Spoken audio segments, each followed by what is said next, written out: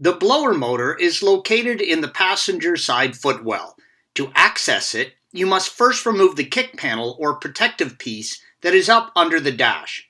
Use a T20 Torx and remove the 3 screws holding it in place, red arrows, and pivot it down at the front. Disconnect the electrical connection for the footwell light, red arrow.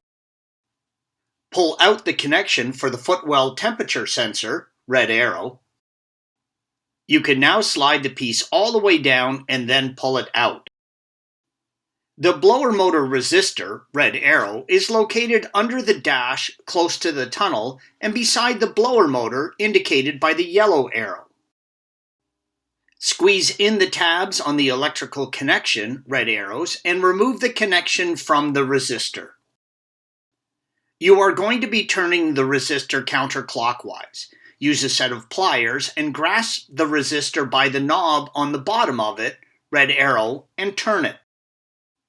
With the resistor out of the vehicle, you can see the knob that will be helpful for turning with pliers, red arrow. There is an arrow on the resistor, yellow arrow, that indicates the direction of installation. Installation is the reverse of removal. Thanks for watching. Click here to view the original article along with hundreds of other DIY content for your car.